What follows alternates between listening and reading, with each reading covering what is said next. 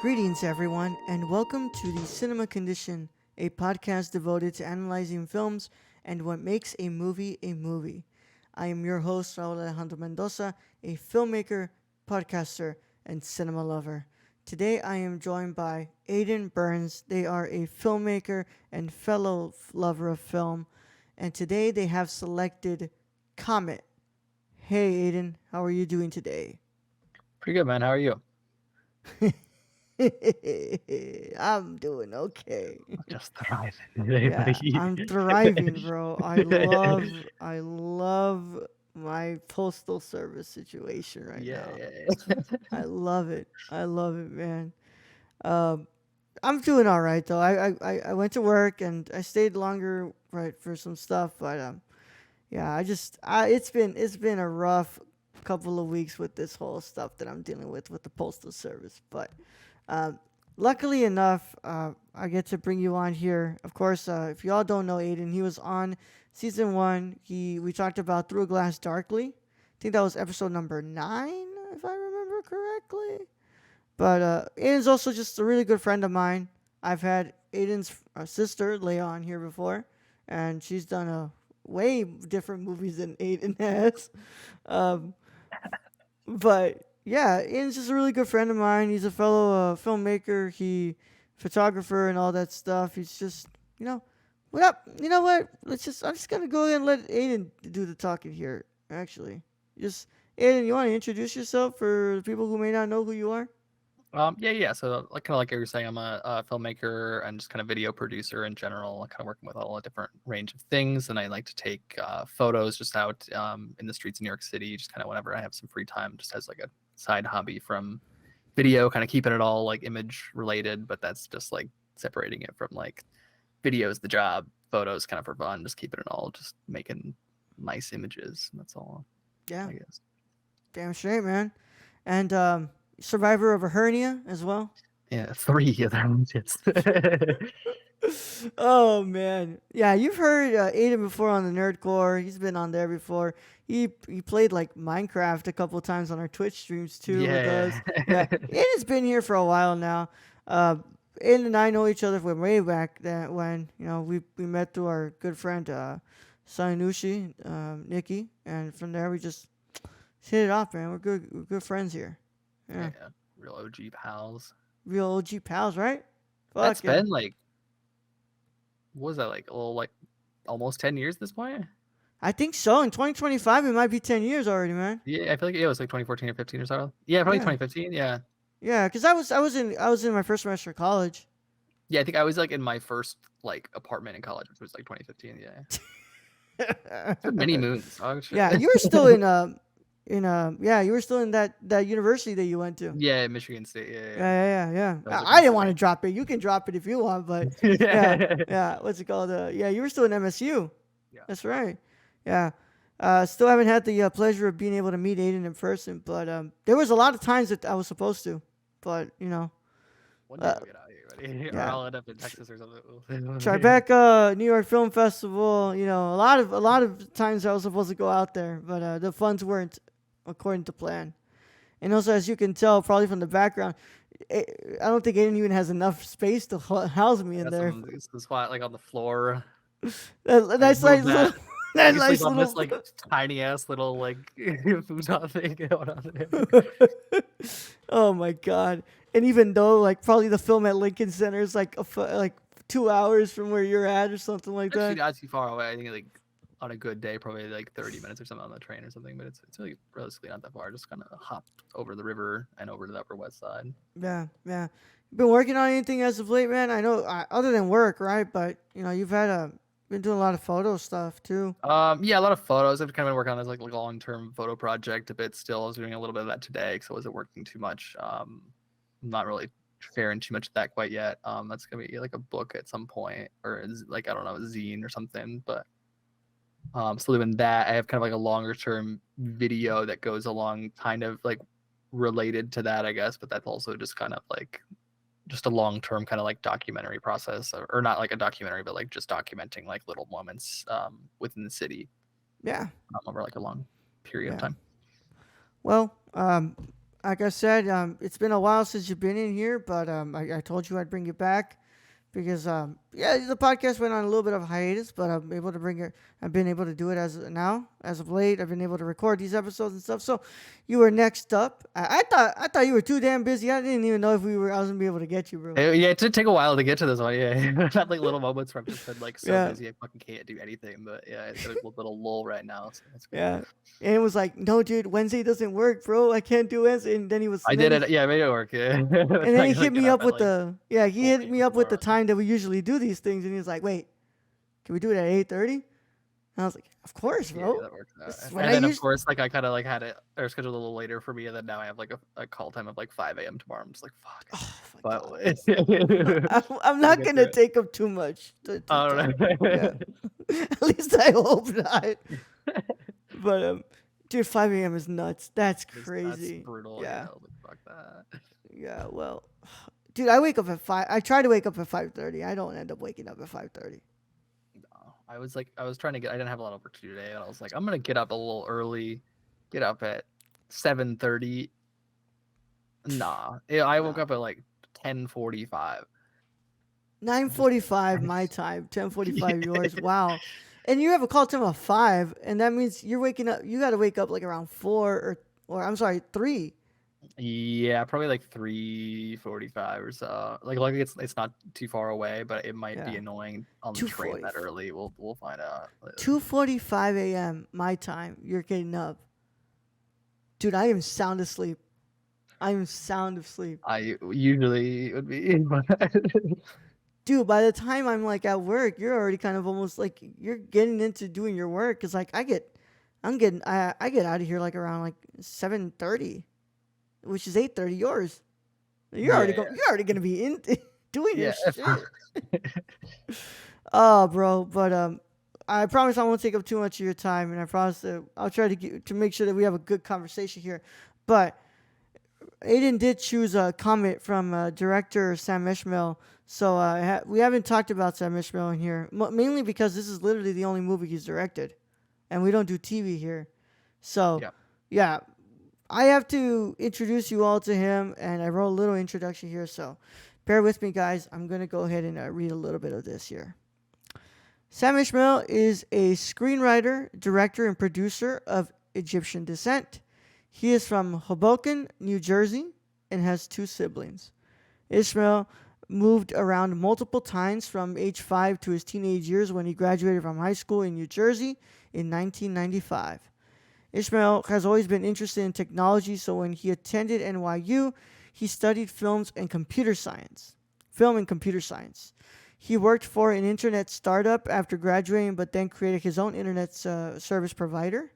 Finally, Sam Esmail moved to LA in 2001, where he studied at the AFI Conservatory and graduated with his master's in 2004. From 2004 to 2014, Sam Esmail worked as an assistant film editor and grew frustrated over his career and the state of Hollywood.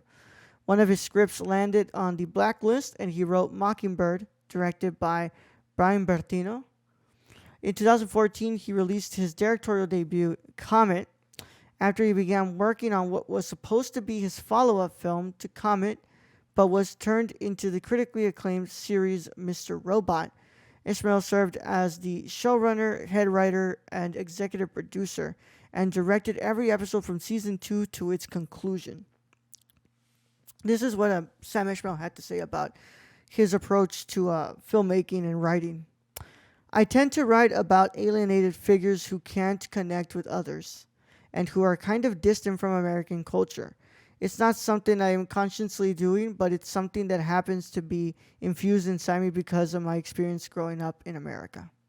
Sam Esmail has since worked on the television series Homecoming, Briar Patch, Angeline, Gaslit, and The Resort. Esmail is currently working on his next film, Leave the World Behind, for Netflix, starring Julia Roberts, a TV series adaptation of the 1927 film Metropolis, and a reboot of the 2004 Battlestar Galactica universe.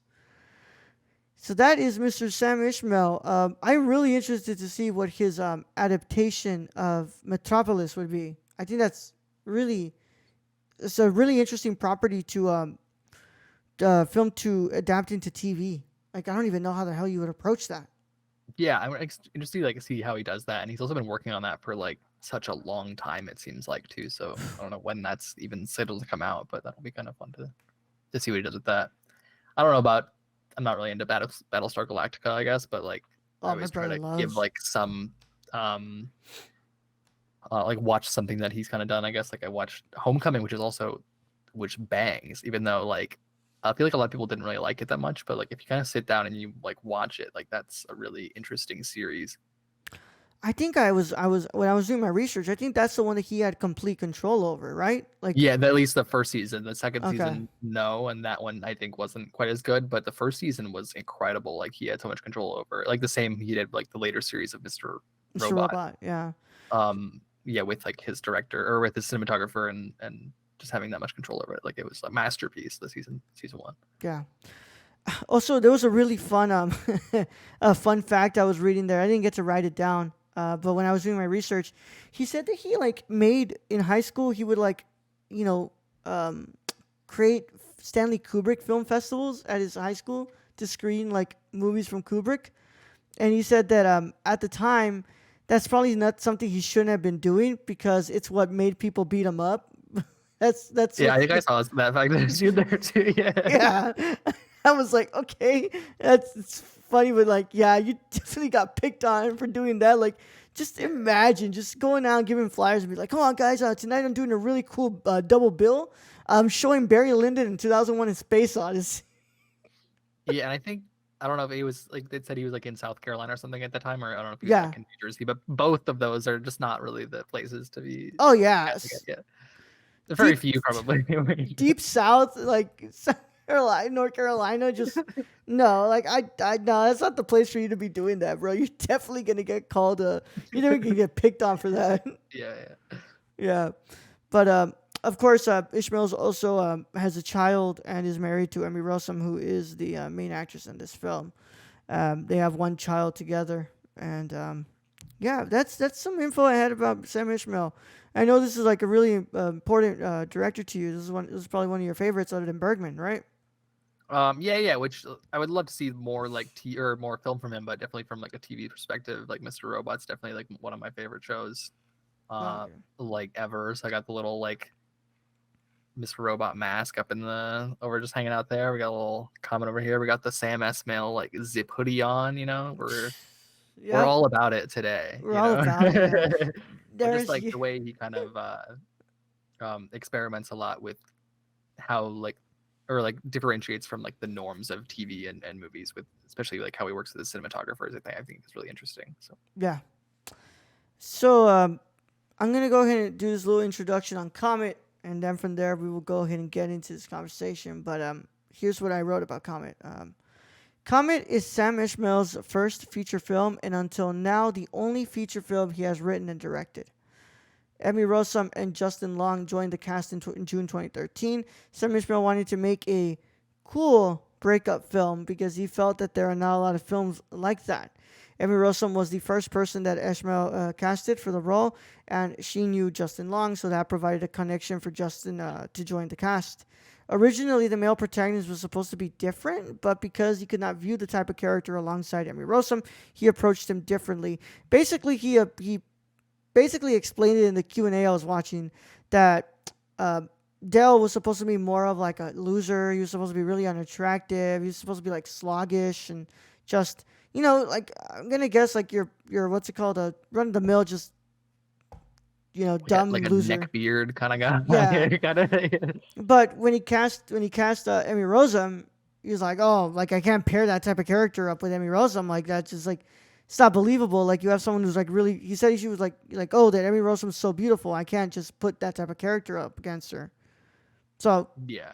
then Rossum, let's go, introduced him to Long, and he cast Long, and he was like, no, Long is way too attractive. Like this character's just not gonna work for him. So yeah. The film had its world premiere at the LA Film Festival on June 13th, 2014. On October 28th, 2014, IFC Films picked up all the distribution rights for the film and released it through a limited release and on VOD on December 5th, 2014. and as you can tell from Ayden's frame, he has the DVD of the film. Yeah, Oh yeah. Even though I didn't watch the DVD because the DVD quality is pure ass, I still watched it on Amazon to get the yeah, HD. But yeah. I know, dude. Also, if I've seen films picked up all the distribution, what's up with the Blu-ray release, man? Like, why, yeah, why, I why? would buy that shit, but apparently I'm the fucking only one who would because no one's ever distributed it that way. I guess nobody wants a Blu-ray of this, apparently, to I them. guess But yeah, it's no one's ever heard of this movie. Like when I've talked to, I think like except for like one person ever, and I was like, okay, that's great. yeah, I mean, I had never heard of this film before until you brought it up, Yeah, and I but was I think like, it was just also like released in like 2014 when there were just so many fucking heaters that came oh out. Like yeah, so many of my favorite films happened to be from that year, so just like it competing with all of those just like yeah, didn't have a chance. shit, that's the year of Birdman, bro. Fuck, that's the year of There's Birdman. a lot of good shit that year. Yeah, Yeah, so it got buried under the, and also, dude, it got released on December 5th. Come on, yeah, like that's. I'm not gonna say that that's a month that you'd bury it, but basically, it's like, dude, the year's just ending. Like the year's about to end, and you drop it then. It's like, okay, Well, it seems like it just didn't get like the proper like distributor, I guess, until like the yeah, last minute, and then like I guess just drop it or something. yeah, I don't even know if it got like a full theatrical release or it just went kind of straight to DVD or some shit. It probably would have yeah, done better like even like these days if it had just gone straight to like a streaming platform or something. yeah. So, I mean, release it these days, like stream platform. Give it a nice little run at the Film Independent Spirit Awards and stuff like that. Go on, yeah. But I feel like this was just the distributor just kind of you said, okay, well, shit, we just picked it up like in October, and I don't think we can really throw it up in January without looking like we're just dumping it. So it's just like, hey, let's just release it in December. So Yeah, yeah. yeah, but yeah, that's information about Comet. Aiden, why'd you pick this movie, man? Oh, I just figured it would be a lot different than what a lot of other people picked. Like you think like everyone else would choose maybe like the more like obvious like film answers, that are Yeah, more um not like random romance movies. Like I yeah, just figured this is kind of an interesting one, especially because like I don't really find myself watching this genre at all, but like I remember like watching this and being really intrigued by it, just the way that they like shot it and like yeah, how they kind of sequence everything in a way that's like there's like films that have a similar kind of style, but this feels like a very like unique way to kind of sequence it and everything like yeah. that. So I wanted to pick something a little outside the box, and I was like, you know what, fucking Comet sounds great. Sounds great. Yeah, man, it's just when I watch this in the back of my head, I know you never seen a film from Wong Kar-wai, right? I don't think so, no.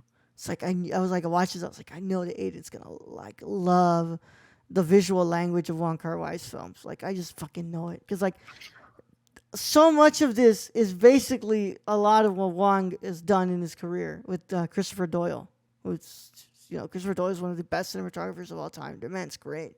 So I was just like, I watched this, I was like, God, man, I know that Aiden would love his movies, man. Like, so much of this kind of reminds me a little bit of, well, not entirely, but it does kind of remind me a little bit of the feeling that I got from In the Mood for Love, and you know, not chunk. Well, yeah, kind of Chunking Express to an extent because of the chance encounter, but yeah, but hey, man, you picked a pretty good film, man. I mean, it was pretty damn good.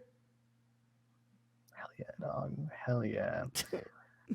Was it kind of like, did you have any expectations going in, seeing like me picking like a romance movie? Like, what were your thoughts on like going into it versus like how you came out of it? I I Or went you just kind into of go it. in like, I just went in. I was like, okay, I know that Sam Esmail worked on Mr. Robot. So I was like, I don't know exactly what I'm going to expect from his first movie he's ever made. But I also had never seen Mr. Robot. I didn't expect to come out so annoyed with the main character. yeah, I, yeah. like, I'm not gonna lie, bro. I think the movie's fine. I don't think it's great or anything, but like, I really was annoyed with this guy throughout this movie. Like, people always talk about how Ethan Hawke in the Before trilogy annoys them. And it's like, nah, this motherfucker was annoying the shit out of me, dude. This guy was annoying the shit out of me. Yeah, yeah. I wonder. Like, I think like a fair bit of it has to kind of be by design because it's like there are like movies where it's like 500 Days of Summer kind of is a Yeah, similar kind of like approach to this where it's like a relationship that kind of like sucks, but you're like, oh, but it was so perfect, or because like you're like you think the main character is like a nice guy or yeah, whatever. I But in this one, it's yeah, kind of like Dell sucks, like, and that the like she's like right at like for not really kind of like continuing that like towards the end, but it's like yeah, you got to realize that like this relationship sucks and like Dell sucks, like, but you can still kind of appreciate yeah, like the story itself, but like you're seeing that like not all of these like romance movies have to be like idealizing a relationship. Like this one's yeah, like just obviously a flawed one, but shown like in a like visually beautiful way. But like there's a lot of just bad shit, yeah. And that's honestly like how I came out of it. I was like, okay. When I went in, I was just like, let's go. This is his first movie. I don't know anything about this guy. Like, I know that he made Mr. Robot. Mr. Robot's like a really critically acclaimed uh, series, and I finished the film, and I fuck with this. Not to the extent that I think that Aiden fucks with this, but like I fuck with it. And I was like, but I fucking can't stand this guy. And Yeah. I was like, I think that's the point. I think that's the point because this guy is honestly an asshole. Like he really is an asshole. And yeah, I went out and I was like, all right, cool. If anything, it made me want to actually check out Mr. Robot even more now because I'm like, okay, well, let's see how different is Mr. Robot from this. Like, how did he grow his style after this? Because I know that the cinematographer he works with in Mr. Robot is not the same cinematographer from this one, right? No. But I did actually have that as a point. We'll get to that kind of later, like how he's kind of starting to play with his like cinematography and his framing choices in a way that Mr. Robot really kind of like takes some of those things and like really grows on them and makes them better. And like that continues to evolve throughout his kind of career Yeah, with Hud Campbell, who primarily shoots Mr. Robot and Homecoming. So you really see like a relationship evolve with them, and like they yeah. just play with it so much. Which is what makes me even more excited to see his Metropolis remake. I mean, Yeah, his yeah, adaptation, because like Fritz Lang has such a like specific style to that film, and like a way of adapting that film and its visual language with somebody who frames like this. It's like, oh, okay, so how are we gonna do this? Because that's interesting. That's really interesting. But yeah. And even like I haven't actually seen Angeline, which is he also did with the same cinematographer they did with yeah. Mr. Robot and Homecoming, and also stars Emmy Rossum, but like with giant like fake boobs. So I don't, I haven't watched that because it's on like Peacock. I don't have that, but like Yeah, I would just see just watch that from a visual perspective. yeah, man. Well, if you're ready, I'm ready, man. Let's go, bud. This is our conversation on Sam Ishmael's Comet. So we start the film with Justin Long's character Dell, and he's kind of just walking down the street, and he's on the phone with a medical professional, because his mom is in the hospital, and she's sick. She has He's telling him that she has cancer, and I thought the funniest part about this, which is not the cancer, is the fact that there's like a nosy woman in front of him, who I think is like she's like a high schooler, right? Yeah, I think she's like a high school like teens or so. Yeah. Yeah, she's like a teenager, and she's like telling him to ask all these things, and like Justin Long is like, "You're so rude. Like, why the hell are you asking me you tell me to ask all these things? Like, I can't you see I'm having a private conversation here," and and she still proceeds to ask about those things, but you know, he just talks with her, and he's like, "Oh, like what's it called? I'm here to see this meteor shower that's happening." And well, meteor shower is a comet, right? Yeah. Or I think Yeah, it's just like asteroids kind of like falling through Earth's atmosphere. So it's not a comet, but it's like similar in like comets yeah, are out in space, and the meteors are like just falling into Earth, I guess, and blowing up. yeah. So he's like, "I'm here to see this thing," and everybody's there, and behind him is this dude who's like, what's it called? He just looks like your standard douchebag, honestly, from 2014. It's Yeah, exactly. yeah, it looks like your standard 2014 douchebag, and what's it called?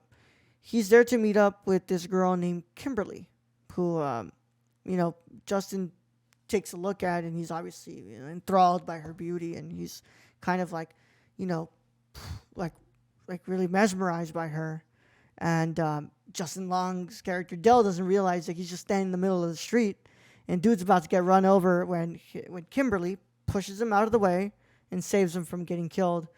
And from there, we just begin this journey of watching the 6 year relationship of Kimberly and Dell, and how it's, how it started, but also how it deteriorated over time, and how it ends up in, where we conclude the film. But yeah, the thing that's probably the most important about this film to really discuss, and really I think we have to kind of start off with that, is just the very nature of the relationship itself.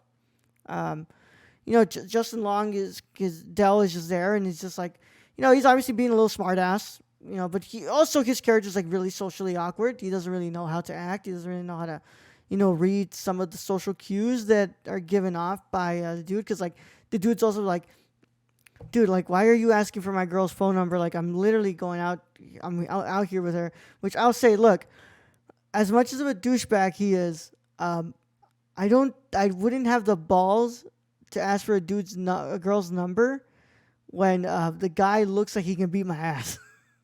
Yeah, yeah, yeah. You Yeah, gotta have a lot of, and he like almost does too. And he's like, I think it takes Dell like a second when he gets grabbed. He's like, yeah, "Why are you?" But he's like, then he finally realizes it. But like, you gotta find another way to do that, I guess. But he just yeah, gotta full sends that shit. yeah. It obviously catches Kimberly's attention because, Yeah, like in yeah, the end, it kind of works out. But it's like that's yeah, a rough way to kind of.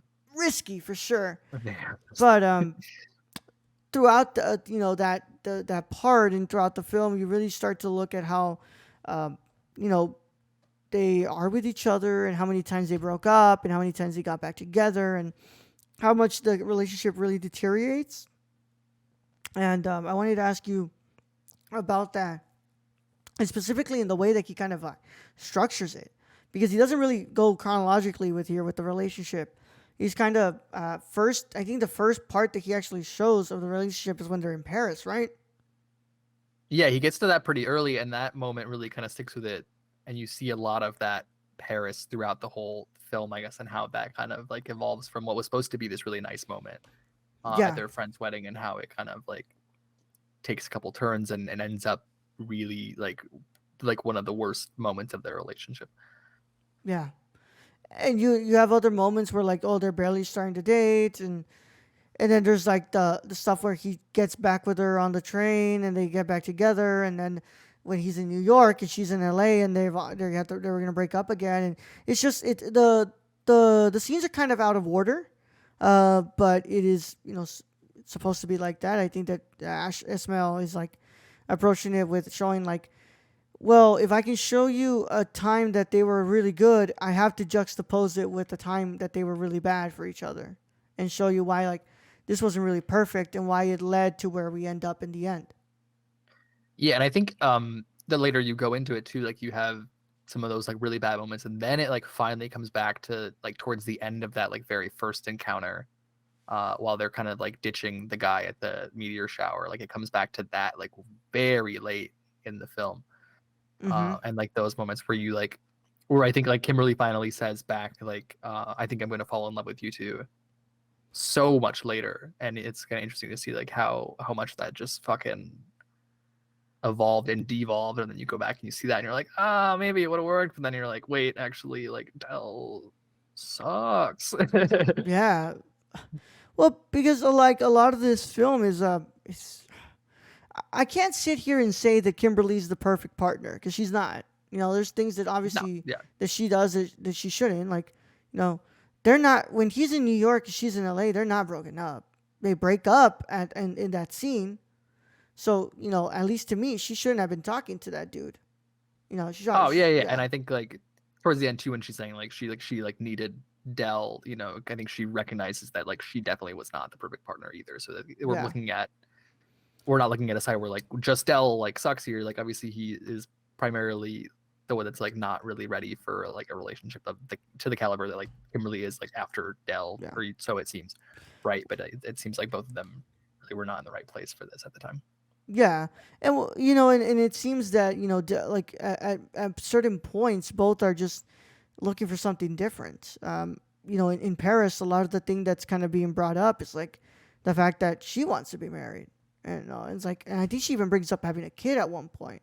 Yeah, she really just hits him with like, "I want a baby," and obviously he's just not at all Prepared for on that. board with that shit. Yeah, yeah, and just Yeah, like that commitment and all that. Even though he's so ready, like he has the ring and everything, yeah, but he seems like he just wants that moment to be like the perfect moment or something, but he's just not sure, and he's just not sure, and keeps just hesitating so many times, and then obviously that leads to her being very frustrated when she's like, and you can tell like she was just pressuring him about that so much, and he has the fucking ring, and he's just like this is just not it, and then it's never the right moment for him. yeah. It seems Adele really wants to plan a lot of things and really go about it as like how he strategically wants to do it in his mind, but it seems that he's not really, listening to what his partner wants, and that's kind of what frustrates Kimberly the most. Yeah, exactly. Like he has like so much of the stuff that's just like how he's concocting the relationship, like in his mind, and really just ignoring kind of like her needs the whole time. Where he's just like, I think even the way that he like met her and everything is just idealizing her Yeah. Well, without really listening to her really at all. Like he's just like he isn't so enthralled throughout the relationship, but like does he ever like really know her? yeah. Not really. He just loves like maybe just the idea of her in his mind, especially like kind of later in that Paris scene, how he's like telling her like all the things he loves about her, and he ends it with what he thinks is so beautiful, like "I love you because you love me," and she's like, which is obviously just like no, yeah, and No, she's it's like like, fuck you, bro. Like it's just he, and I think even later he says like something like in a relationship you're just like looking for someone who loves you as much as you love yourself. yeah, It's just like and he even says this at the beginning too. He's like that his therapist told him he was a narcissist. And you're like he flags it from the beginning, but that's yeah, just all that this man is. He's not capable of like thinking about his partner in the way that he should. yeah. I think he told him like, and that's when I told her, what did he tell her? I He's can't. like, and what if I or like she thinks he's using the therapist, Yeah, he's like, he says, "Oh, the therapist told me that I'm a narcissist," and I'm like, and yeah, "Narcissistic." she like thinks um he's the smartest person on earth, and he replied, "Well, what if I really am?" And so it's just like okay, like Yeah, but to like, and also to an extent, I was gonna say, I think I would understand why this guy would idealize this woman, because it's like the chance encounter is literally that he saves her. She saves him from dying.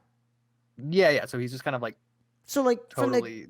from the get go, he already has this idea that this woman is like holier than any other woman that he's ever met. Like, if that isn't a sign that he thinks that he's met the love of his life, then I don't know what is. Yeah, and I think even like after that, when he's right before the meteor shower starts and before he like sees her that second time, like when he's just like fucking pacing around like a weirdo, and she Yeah, runs into him, like right before that, he's just like talking about he's like she's beautiful but like a little crazy and all this shit. I'm like, brother, you don't know her, and he's like making up this whole elaborate fucking like story about her and just yeah. like idealizing it in his mind. It's just like, brother, He's nah, are you a Scorpio? What's going on? he's kind of already made like he made up like who she is before he even has the first conversation with her.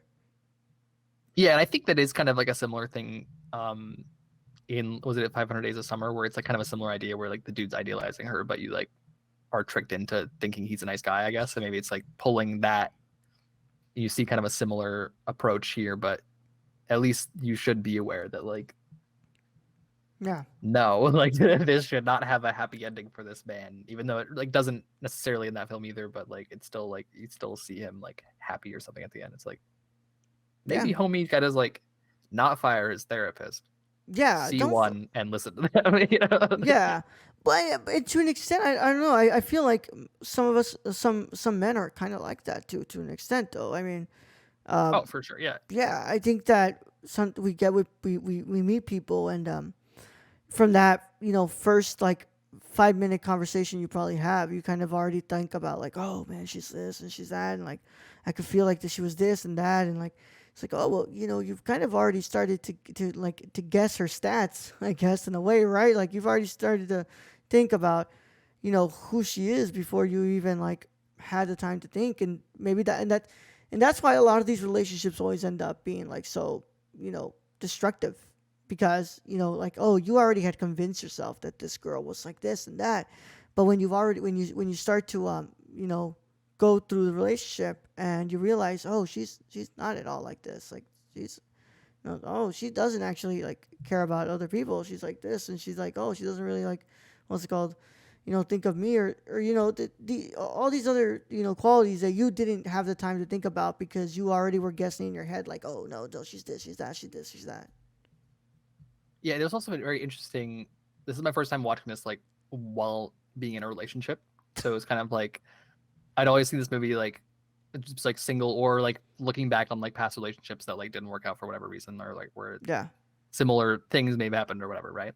But it was kind of interesting to see like how he just like has that idealizing moment and just never lets it go or something. Where I think like obviously like with my relationship, like you have that like first moment where you're like, oh fuck, this woman is like incredible, blah blah blah. You like have all these thoughts, but then it's like you actually have to like get to yeah, know her, and like accept like that's a totally different version of her, and whether or not you love the actual person versus like he just stuck to that first yeah, idealized moment and never really let that go, even though like he totally fucked that up one time, tried to fix it a second time, and just like yeah, man's never really figured it out. yeah. Because I mean, like you sit there and you think about it, it's like I just met somebody who's actually into me. Like I've spent all this time in my body learning about myself and who I am, and I finally found somebody who like is into me. And I was like, oh, okay, that's it's like it blows your mind a bit. So it leads to this path of like either you're gonna idealize this person or you're gonna do the right thing, which is like get to know them and learn about them and not have your mind up right when she saves you from getting murdered from getting murdered Yeah, by a car. Oh yeah, yeah, and I think even in that first when they're kind of chasing each other around, I think right before the comets or the asteroids or whatever, like the meteor shower happens or whatever, like he like immediately is like, yeah, I'm gonna fall in love with you. It's like, okay, okay, that's pump the brakes, dog. She should have ran right there. Like that's a red flag. yeah, that should have been the first one right there. Where you're like, dude, this guy's got something up with him because like the fact that he's already telling me like I think I'm gonna fall in love with you. That should Yeah, little yeah. yeah Well, I guess like she was just like on a date with a douchebag, so maybe like yeah I don't know. But yeah. Which by the way, that guy did not react as how I expected him to react when he sees them together. Later on in the shower, in the meteor shower, not shower. Um, but like when they're out there just talking, he's just like, I thought yeah, that well, I guy was guess just at gonna that go point, kick his like ass. he's probably just like fuck it, he's gonna go find some other like random girl in a bar or some shit, I guess. Yeah. Which I mean, to be fair, that dude was a grade A asshole, like a fucking Oh yeah, douchebag, like just yeah, just like talking about like, oh, like fuck, what's it called? I hate New York, and it was funny yeah, because I was watching the interview and like once the Q&A on this film, and Esmail was talking about how like, oh, like, yeah, I'm a New Yorker and like I love New York and like I kind of hate LA, but as he was making this movie, he's like, I wanted it at first to be in New York, but as he was writing the script, he's like, no, it has to be in LA, and he kind of was like, oh, maybe I just don't hate LA as much as I do. yeah. That's definitely, and you can see that kind of like, he gets there with Mr. Robot with New York, and you can see so much more of like um, of like his love for New York through how that Yeah, show is shot versus this way with LA. It's just like yeah, it's not like as beautiful of a relationship with it. It's just like but he finds scenes or like beautiful moments in like really not beautiful area. Like this, they meet in a cemetery, and I think we kind of forget that, like. yeah. That's right. They do meet in a cemetery. And the whole like their whole first date is like in a cemetery. Like they're walking around and like even like the more like beautiful moments are they're looking at graves and like reading their names and being like if they would fuck that person or not, whatever. Like Yeah, that like Olga Kordin shit. She's like, I'd definitely fucking Olga. But it's like this is a cemetery, and they're walking through like a fucking like the moratorium, whatever. Like or later on, and you're like, it was shot beautifully and it looks nice or whatever. But it's like that's morbid as hell, which maybe like is kind of a telling about their Yeah. relationship where they're just like they meet in this fucking place of death. Yeah. Well, it's like, oh, like you're over romanticizing this possible relationship, dude. Like you're like open your eyes and like and look at what's going on. You're having your first date in a freaking cemetery, dog. Yeah, which some parts of it were beautiful, but Yeah. Oh yeah. I like yeah for sure beautiful, but it's very telling of the character that Dell is, that he's like able to idealize her when like you're literally standing on the ground of people that are buried there who've died. yeah, you're standing on our girl Olga's grave and Yeah. falling in love with it. Olga's probably like, off, go somewhere else. Yeah, but Ishmael also starts the film with detailing that this relationship takes the course over 6 years and a couple of parallel universes. So I wanted, you wanted to take charge of this one, so I'll go ahead and pass it over to you. But what is this all about? Yeah, so watching a lot of his other stuff, it's very interesting that like he seems to have kind of a thing for parallel universes or just some way of like escaping maybe what like reality is, I guess. Whereas in this one, towards the end, you see like there's like two suns. Mm-hmm. And Dell was kind of talking about like, there's a parallel universe where this didn't happen where we ended up together. So he's like he has these things where he's like trying to escape like some like trauma or like just the world didn't work out for whatever reason for him. He's thinking about these other places where like it did, and that's a big thing. Kind of the later you go in Mr. Robot too, there's like a huge one of the characters is just so I don't want to spoil anything with that, but they're very interested in that kind of same idea of like parallel universe. It's like kind of like an escape from like a trauma, or like they just want the world to be better for them. Mm-hmm. And again, in Homecoming, it's not the same kind of idea, parallel universes, but it's like about dealing with trauma and how we kind of like just make the world better for you. That's more of like through a kind of a like a kind of forgetting about it and like moving on to something else, I guess. But it's just like interesting how Esmail may have some kind of like trauma or something that where he's thinking about, it's like I wish the world was like a better place for me, maybe where a world where I could have my like Stanley Kubrick showings or something, I guess. So it's just interesting how he kind of always is seeking some other reality Yeah. throughout all of his films. Well, and you think about it, it's probably a reality where Dell's mother didn't die, Dell's mother didn't have cancer, and he still met, her and still met Kimberly, and was able to live with her and was able to actually have a good relationship with her. They ended up getting married, they had a child, and you know, but there's also probably a universe in where Dell's mother died earlier and than expected, and he probably didn't even go to that meteor shower because he had to deal with the grieving of his mother, and therefore he just never met Kimberly. Yeah, and that is something that we see kind of in some of his other work, is like it is that parallel universe. Is it better? Like you Yeah, spend all that time like making something perfect, and it's like, but if you go through that one, then you never had all the experiences that you had in this one that made you like you during that moment. yeah, So it's like you can pick all these different options and maybe end up with Kimberly, but like yeah, your relationship with Kimberly wasn't good. Like I think he's idealizing it, and he thinks he loves her. He doesn't really know her, but he just like is comfortable in that. I know like she said something where she said he was like so comfortable just being miserable, yeah. Well, and like he like it doesn't seems, want anybody to fix him. He just wants to, you know. She's like you just want somebody to tolerate who you are yeah, without exactly. having He to was do the just like work. kind of okay with it, and he was just like stagnant in that, and he was like just he wants that world, but like is that world better? Like not really, because you were miserable in that world too. You just didn't really know it, or you were just at least okay with that miserable. Yeah, like you just don't. What's it called? You don't want to you don't want to actually move past this. You just want to what's it called be comfortable with what's wrong and expect your partner to be the one to deal with it instead of you having to do the work to get better. Exactly. Yeah, yeah. Yeah. And if you think about it, it's like, oh yeah, maybe there is a world, and there's a universe where where Dell isn't a narcissist, and he what's it called he does have a better relationship with the Kimberly, and maybe they do end up together at the end, and maybe they do have a child and they do get married, but what but at what cost is it to think about all that while you're kind of messing up what's in the present, what's in the Yeah, universe you know right now. yeah, and not really like taking the steps to kind of like make your universe the one that's right, and you're just kind of like projecting that you want that somewhere else. Yeah, yeah. And in a way, kind of making your partner feel like, well, you're just not that good enough here, but maybe in a different one, you were better, right?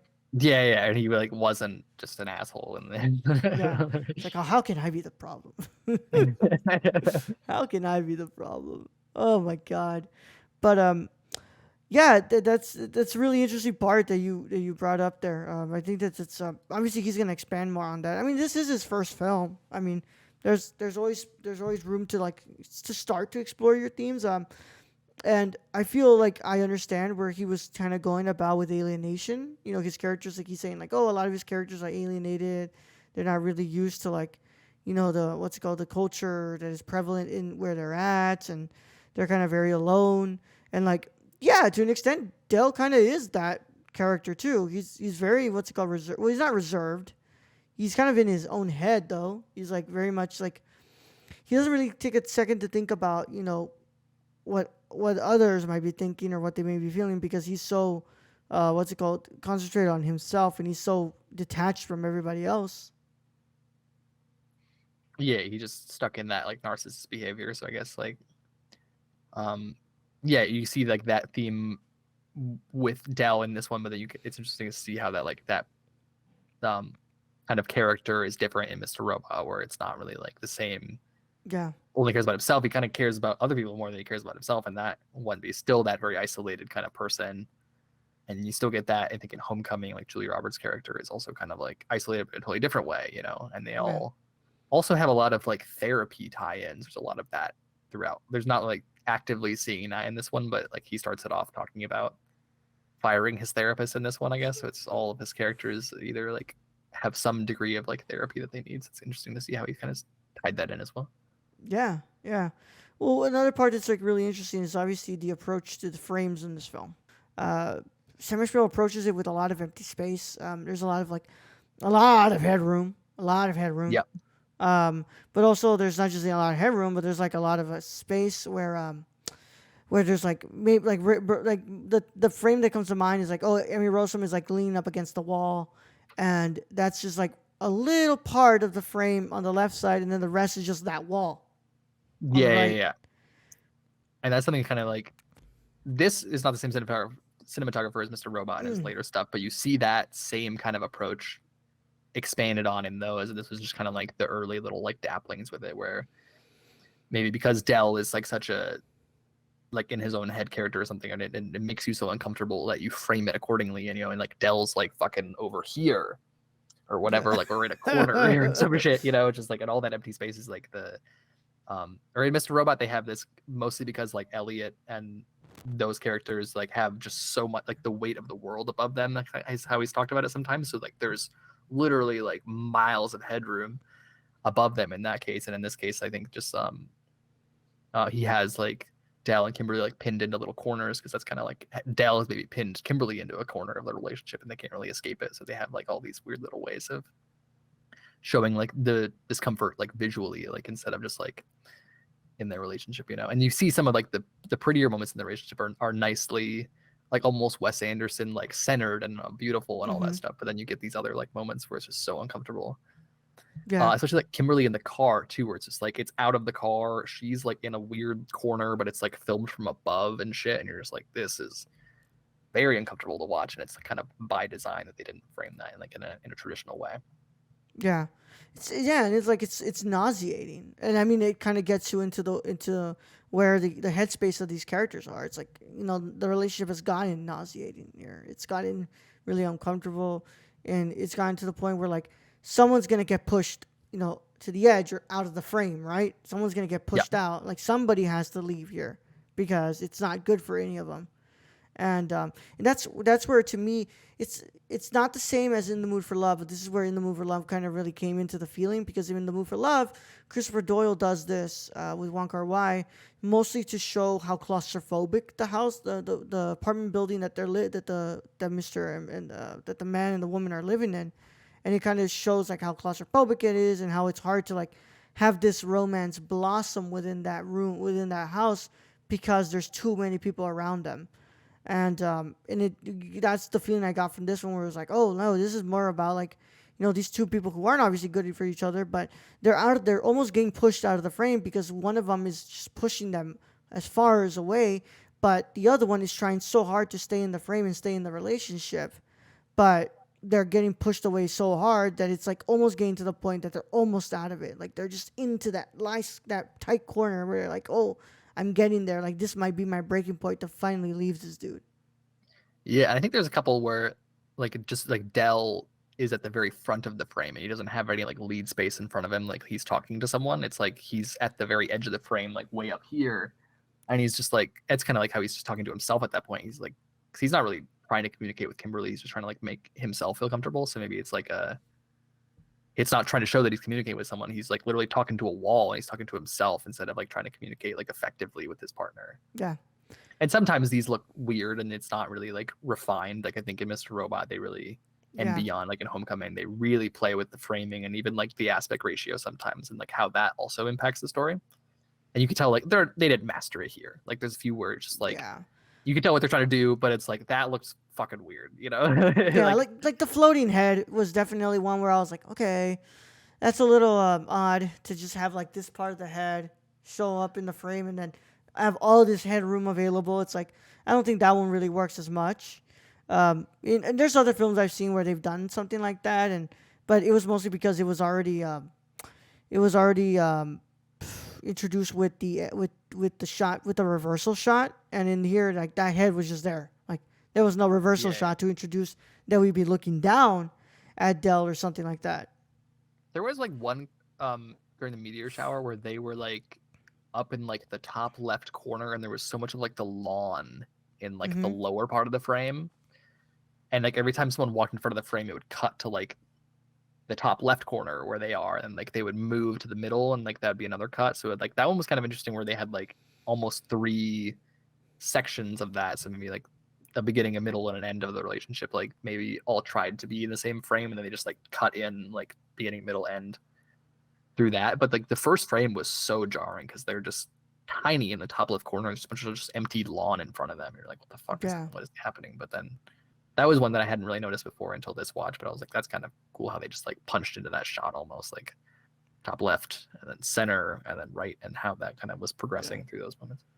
I think that the where it's the most effective, I think, is and I think where he makes it look the most beautiful, the most appealing is in Paris, because it's Yeah. like, yes, they are like in the corner and like yeah, she feels like she's kind of suffocated, but that's also where he makes it look the best. And I mean, to an extent, yeah, you're in Dell's head where he's like, I'm in Paris, the most romantic city in the world. Like you have to think about it, like yeah, we got to make this look really pretty, but also kind of remind the viewer that like, hey, Kimberly's like in this corner. She's feeling suffocated. She's feeling like she's on the edge of finally, saying like I'm done with this relationship.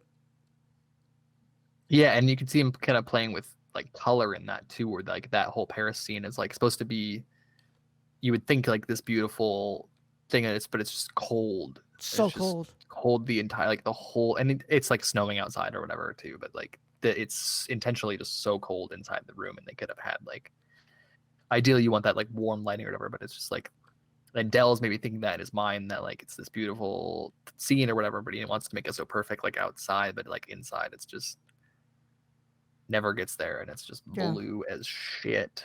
Well, it's interesting how he approaches. So then, how he like juxtaposes it with the train, where like the train is such like a really like tense moment. It's very cold, but he shoots it very warm.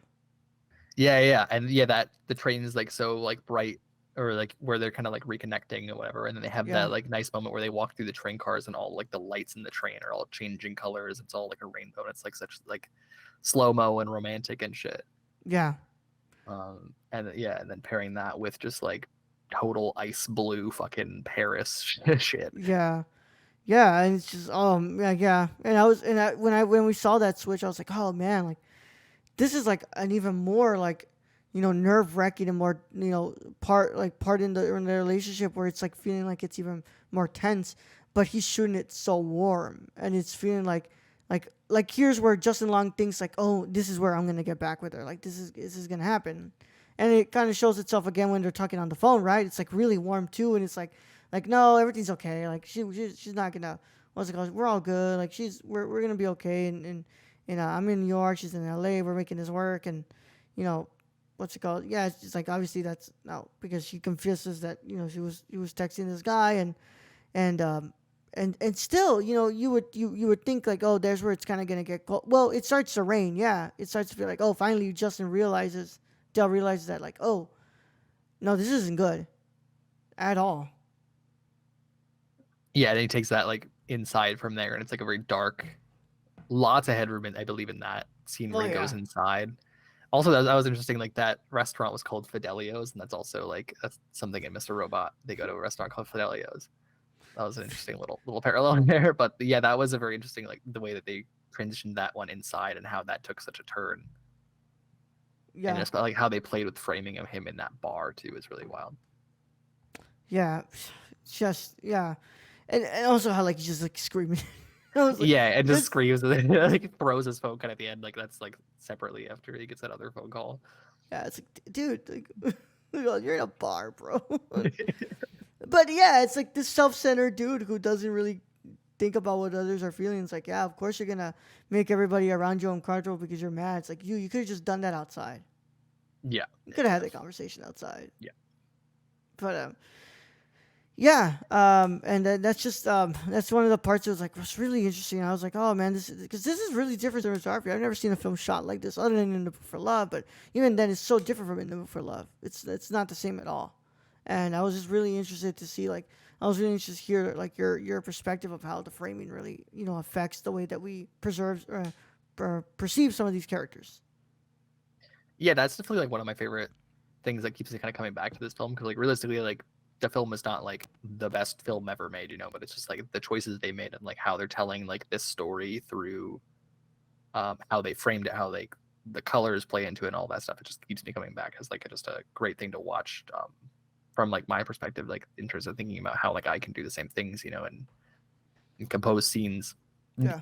You always think like when you're shooting something, you're like conditioned to think like you have to make everything the rule of thirds and it also has to be like fucking golden ratio bullshit. It's Be like like, no. no, if this tells if I'm in a corner and that makes the story better, then shoot that, like or if I need a mile of headroom, my like but sound operator's gonna fucking hate me. But if it tells the story better, like let's fucking do it. We find a way to do it. We find a And way to do it. they play with that like later in Esmail stuff like through even like aspect ratio too, like an aspect ratio change has such a monumental especially in Homecoming, like it feels so weird at first, but like when you realize like what they're doing with the aspect ratio, you're like, holy fuck, just the way they think about every little part of the frame and how that enhances their story more is just really interesting to me. Yeah. And Dell also, like you were saying, brings up the idea of dream and reality. And of course, Esmail doesn't really approach this in the Lynchian way of thinking about dreams and reality, but he does kind of approach this really interestingly of like detailing like what's it called? Is it better to like we were talking about like is it better to live in that dream of what this relationship can be, or understand that this the reality of what this is and how it shapes us and how it creates a better person out of us. Um, I guess I think I would ask do you what do you think about that ending? How do you read that ending? Yeah, I mean, there's a couple different ways you can read it. One thing that was really interesting to me, and like that's kind of why I brought up this point in our notes, is that there's some like fan theories that are like that car hit him and he's dead the whole time. Like same thing with like how he's talking about Bruce Willis or whatever at the beginning. It's like, or maybe like these are just this is like a flash of like he sees this beautiful girl and then his mind just flashes all these moments right before he knows he's about to die. So like he sees his life flash before his eyes for something that never even happened, and he sees all these moments, like flashing before his eyes, or it's all a dream to him, like he dies or something. So it's kind of interesting to see like how his brain would perceive that as the same thing, and how it's like trying to trick us to perceive the same thing. Well, that would definitely make sense with the way that he plays with time here, the way that Ishmael plays with time, and like the whole time-based art, right? Like Yeah, okay, we're kind of thinking about the good and the bad, and if you think about it, somebody who's dying, is gonna remember. He's gonna have this flood of memories, right? You're gonna also think about the bad parts of your life, but also the really good parts and how those were really great. And but also you think about it.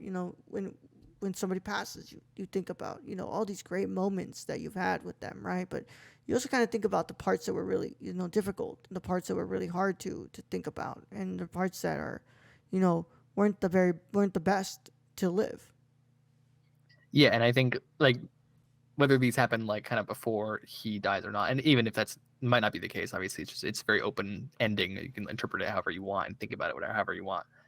Um, where he's like he sees like her and these are all his thoughts like going through his mind right before he knows this car is about to just fucking end it all.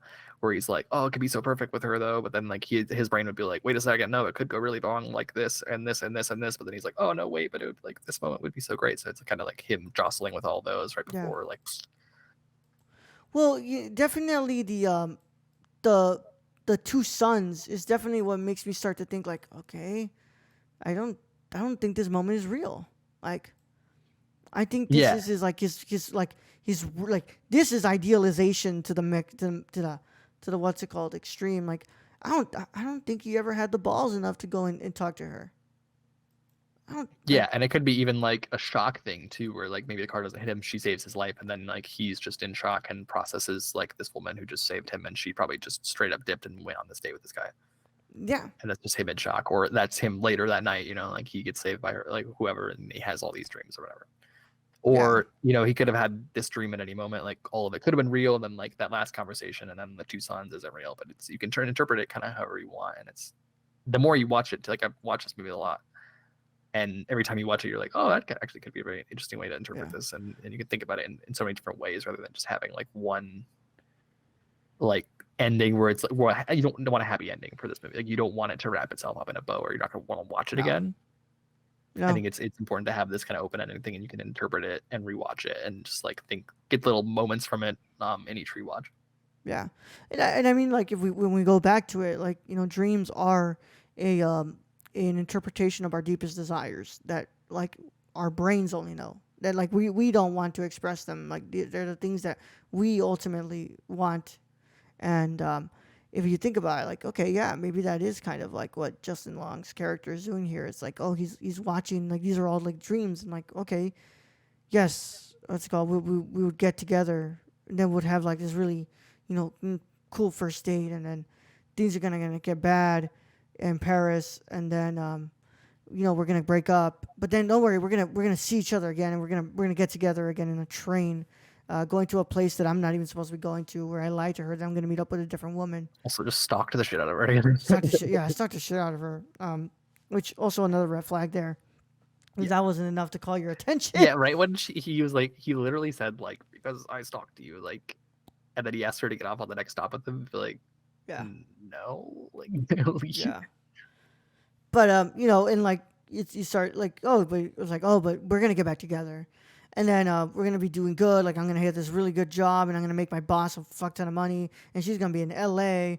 and I'm gonna be in New York, and then she's gonna tell, like, oh, and then she's gonna tell me that she was in what's it called, she was unfaithful, and we're gonna break up a second time, and that's gonna be the right one, and all this time is gonna pass, and but I'm gonna finally get the courage, and I'm gonna go confront her in her new home, and yeah, and it's like, and then I'll end it with my, my ultimate idealization of this woman, where we're standing in like this beautiful roof overlooking the city, and my ultimate romanticization where I get to like think for a minute and just go in and kiss her, and hopefully we'll get back together. It's like, yeah, it kind of like, maybe it does kind of make it seem like this whole thing is just a dream, and and a really toxic idealization of what he wants out of a partner. yeah, especially kind of like at the end how he's like convincing her to like leave someone she's engaged to at all, like all of this shit. And he's like so convinced he's right when he's like going off. He's like, oh, you're not getting the ring size, blah blah blah blah blah. And then she just hits him with just like, bam, I'm pregnant, bam, like am I actually getting the ring size? And I do like Roxette, which is another thing where he's like, he thinks that like just because she's listening to Roxette, it's like that's over, and he never really realized that she just likes the fucking man. He Yeah, never really got to know her that well.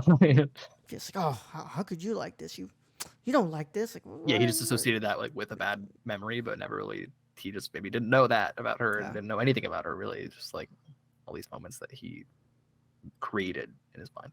Well, also how like so I was reading it like how tedious it is at the end where what Justin Long tells her like, just give me a minute, and literally the time in between that and him going in for the kiss is a minute. That's one of my favorite actually parts of this is that moment, and it's how it ties back to earlier in the film where they were like coming out of the cemetery, like they were in like I don't know whatever part of it, and Kimberly's like saying maybe we should just not talk for a minute, Yeah, which I think is actually kind of like referencing what is it like Godard's like Band of Outsiders where they like do that thing where they just all sit there in silence for a minute. I don't know if I that's thought the it case was. or not. Oh, so that's where fucking Tarantino got it from Pulp Fiction then. Maybe I don't know, but yeah, Yeah, it's kind of the same like thing. But I was like, that was kind of cool, and like that callback to it at the end. yeah. And I don't think that they actually did it in the earlier part. Like I don't think they made it a full minute, but then like in the end, they do at Yeah, least get that minute, and that's kind of I like that way of kind of like ending it on something yeah. like that. So I remember Travolta tells Thurman's like, no, Thurman tells Travolta's like, what's it called? If you can sit with somebody for a minute of uncomfortable silence, that means that you met somebody special or something like that. Oh, okay, yeah, I guess like that's kind of different. How it was like a Yeah. different in I've never seen Band of Band of- Outsiders, so I've never seen that movie, so I can't confirm there. But also, just I know how much Tarantino has stolen from from from Godard, so I I'm sure wouldn't like put and that. lots of people have like taken little like moments of that, and it's not like an Yeah, original idea necessarily, but it's yeah, like that's what I thought about when I first saw that. yeah. So I mean, and that to me, I think that's like his ultimate, like, oh my god, like that's the most idealization there, bro. Like that's literally him with like his like Hollywood storybook ending where he's like, it's okay. Cause I'm this great guy, and I know she sees it in me, and I'm gonna go in for this kiss, and she's gonna leave his her what's it called her Her part Jack. her Jack. You're gonna leave Jack, and I'm gonna raise this child, and I'm gonna be with her again, and we're gonna get married, and it's all good. And like nah, dude, I think this reads too much as like a dream of yours. Like this is not exactly how it goes. Like the fact that Kimberly goes like, I wanted to look good for you, and it's like I don't like no, I don't think that like I don't think this is Yeah, you really happening. don't have to. Yeah, yeah. Which I guess like she was explaining, she didn't really like.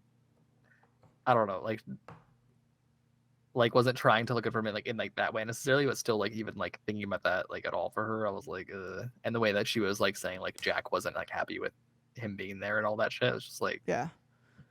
So like yeah, yeah, like that doesn't seem real to me. yeah, it doesn't seem real to me. And like maybe we can just go ahead and go with the idea like maybe everything before that scene is actually real, but that scene in general is not. And that's where what's it called maybe that really is that parallel universe where he what's it called where everything gets fixed, and that's he's like, okay, no, I get to live with the idea of what I've created out of this woman, and she can what's it called and I get to actually what's it called get back with her, and we're gonna live under the way that I've made my mind up about how she is. Yeah, and then like how he goes for the kiss and then just cuts to black, you can kind of interpret that however you want it. Like that could be him waking up from the dream, or that's him dying, or whatever, or maybe she slaps him, like, and you kind of like think about it however you I'd like want, to if think that that's real or not. she Yeah, slaps. I think she would. I hope that Yeah, she would. yeah. Because I saw those two suns, and I was just like, what the fuck are we in Tatooine or something? Like what the fuck? Yeah, Like okay, this that is is a like a beautiful scene up there, but it's oh like, yes, yes, very beautiful. Um, but I was just like, okay, no. But then now getting to hear your side of it, I'm like, I think I really just subscribe to the idea that maybe at least this scene was the only part that was like a dream for him. yeah. Yeah. But you have anything else? I know there's. I know that we kind of went through all these topics, but is there anything else you wanted to bring up? No, I think that was pretty much everything we actually got. Like I was trying to think about a way to tie in that like just give me a minute thing actually at the end. So I'm glad you brought that up. Yeah. That was kind of all the little points that I had actually. Yeah. Oh man. Well, I guess I'll have to say that I think that at least for a first film, it works a lot. There's a lot of ground. Obviously, he's going to grow upon it. I have to watch more of his films because I don't. I watch more of his work because I haven't watched any of it other than this, and it's just obviously he's going to build upon a lot of this, and I'm sure his writing gets way better after this. Yeah, Yeah, definitely watch Mr. It's kind of a long, but fantastic, right? fucking masterpiece. I think like season 1 he hasn't like gotten full control over it. Like there's a couple people directing it at that point, but like Yeah, the later you get like season 2, I think a lot of people don't like, but it's so beautiful when he gets all that yeah, control over it. He just gives you exactly like what he intended the whole time, and it's yeah. incredible. And Or if like you watch I the was short. seeing the when I was doing my research, it was like, oh, the critics like were okay with this, or they found it like it was really self indulgent, and it's like, yeah, to an extent it kind of is self indulgent, but like at least it's the self indulgent that's kind of pushing its themes forward and what it's trying to say, because like it's Yeah, not yeah, self yeah. indulgent to the point where it's like, oh, Ishmael's just so up his ass here, and it's like, no, I think he's doing this on purpose because it's like, yes, Ishmael recognizes why these aren't actual good behavioral patterns. And he wants to put them on display so that way the audience can kind of digest why Dell is being a bad partner here. Yeah, and I think like those critics may have just watched it um incorrectly. I think like you're not supposed to come away from this movie feeling good about this or being like, wow, I Yeah. wish that would have worked out for Dell. Yeah. Uh, Because that no. I also hate the use of like self-indulgent as a form of criticism because like I said, like I always say, we tend to write in our own voice a lot, and we don't really escape that when we write screenplays. Like as Yeah. writers, I don't think it's hard to escape that. I think that writers should realize that you should use your voice when approaching your themes and having and what you're trying to explore within your film, not necessarily with the way that you write the dialogue, right? But I think that the self-indulgent part of this film is necessary in having to digest who this character is. Yeah, yeah. I think you really need to kind of like have that, or it doesn't. It's not Dell, you know. Like Yeah, that's who Dell is, and he tells you that from the beginning. He tells you he's a narcissist and all of that stuff. So yeah, you need that kind of like authentic, self-indulgent behavior from him throughout the film to yeah, fully get like everything that to get there. yeah. And I honestly, I think now having seen it and knowing what what Ishmael was probably trying to approach with Dell in his original, incarnation of the character, I think it is more effective for him to be this like pretty boy who's kind of up his ass and kind of a narcissist instead of having this like loser who gets with this girl. Because then I think automatically you'd start to root for him. You root for Dell if he was in that case. It'd be like, of course I'm gonna root for the ugly guy who just got with this girl who just plays video games all day. Like, yeah, I want this dude to feel good that he just landed with a baddie, even though he's like a loser. Well, I guess you have to be like careful with that because if you have a neck beard, then you're obviously gonna like from the jump you're gonna be like, oh fuck this guy, like and you don't want the neck beard, or that's who is watching it, I guess. But Yeah, I mean, just I also like some of those lines you could tell like may have been from the original character, I guess, like where he's talking about he's like, uh, I'm a C, but a C plus in the winter, but I cover up my body more. I'm like, yeah. Dell, you're not Justin Long, you're not a C dog, like. Yeah, you're not, bro. Like, chill out. And also how I found it hilarious the whole like, give me your fucking money. I was like, oh my god. It's like, oh my god, Yeah, like yeah, that's straight up coming from somebody who like this character who thinks he's like the funniest person ever, and he's like, obviously that's gonna make her laugh. Like I was like, oh, in your head you're probably thinking like, yeah, it's gonna make her laugh. It's gonna make her laugh. Like, I love that she slapped him for that yeah, that was too. pretty funny. That was pretty funny. But I think we're done, right? I think that concludes when we're trying our conversation here. Yeah, I think that's all the points that I wanted to get to. Yeah, man. Well, I think it was a good conversation. I think we did pretty Yeah, good. yeah, yeah, Yeah. I thank you for bringing this movie up. I don't think I would have ever seen it if it wasn't for you bringing it up on the yeah. I show. like to just bring up the ones that maybe not everyone's thinking about. Yeah. Get you Well, thinking a little bit with some weird shit. yeah, because you're one of 200 people who own that DVD, right? I'm sure not even that.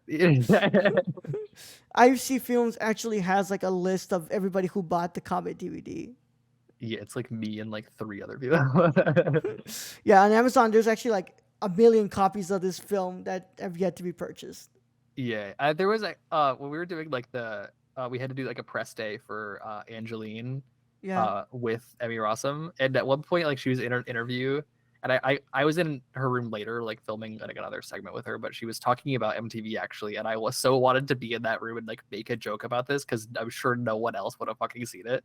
If she yeah, made a joke about it too, I would have been like, oh, like Jack from MTV. I'm sure she would have loved that, but alas, I was not the one in the room at the time. Yeah, dude, I think that would have made her laugh, man. Yeah, that would have been hilarious. Yeah, And no one else would have got that. They'd be like, what? Like, yeah. Like, oh, this guy knows my movies. This guy knows my movies. Yeah. Also would have made you look like a total fucking fanboy, but probably, yeah, which I kind of did anyway. Yeah, because like, I yeah. think I had the same kind of idea when I first saw her, like when she came into the room the first time. I was like, holy Yeah. shit, this woman's beautiful. But Yeah. Guess you weren't thinking about that when you met Jessica Chastain, right?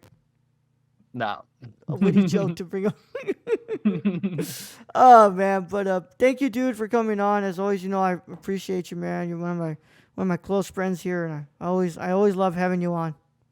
Yeah, thank you so much for having me on. Yeah, it's great. But you're not done yet. You're not done yet. You're not done yet. You are going to be coming back for season 3. And of course, that means you have to pick a movie right now that you are going to call dibs on. And nobody can take away from you. Unless, I just pull you out completely. But that's not going to happen. So, Ayden, what are you going to return to the cinema condition, season 3 to discuss?